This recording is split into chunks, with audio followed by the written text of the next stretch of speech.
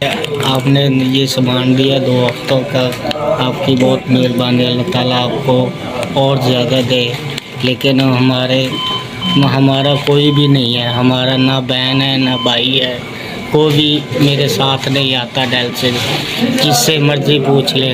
लेकिन फिर ये मैं आप ही फॉल्ट करता हूँ।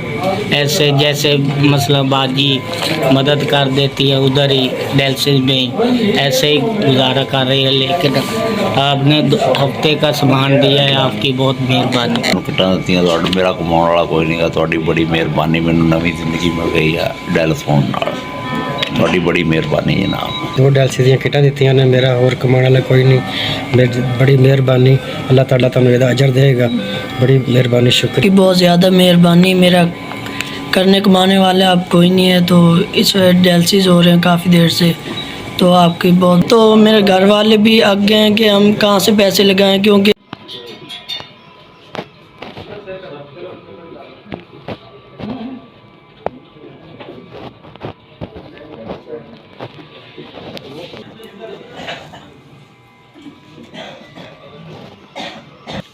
मेरा नाम हमजा मुस्तफा। मेरे पापा पहले मजदूरी करते थे, ਹੁਣ ਕੰਮ नहीं ਹੁੰਦਾ, ਬੁੱਢੇ हो गए। मेरा एक भरा वा एक भैन आ, दोवें स्कूले जाते। मेरा गुर्दे फेल हो गए। मैं 1.5 साल हो गए गुर्दे वाश पिया करो। पहले मेरे सेहत कार्ड ते हुंदे सी, हुण सेहत कार्ड बंद हो गया, पैसे कोई नहीं।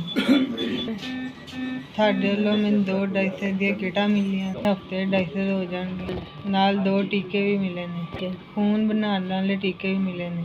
ਇਹ ਟੀਕੇ ਬਾਹਰੋਂ ਬੜੇ ਮਹਿੰਗੇ ਮਿਲਦੇ ਨੇ, ਅਸੀਂ ਨਹੀਂ ਲੈ ਸਕਦੇ। जी मैंने ਤੁਹਾਡੇ ਵੱਲੋਂ 2 डायलिसिस दी किटां ते मिले ने। मेरी तबीयत बड़ी ख़राब है, बाज बड़े दिन हो गए मेरा डायलिसिस नहीं होया। ਤੁਹਾਡੀ वजह करके मैं आया, मेरा डायलिसिस शुरू होने लगे।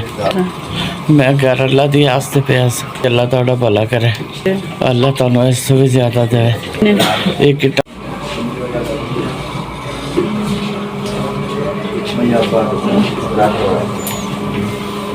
लगा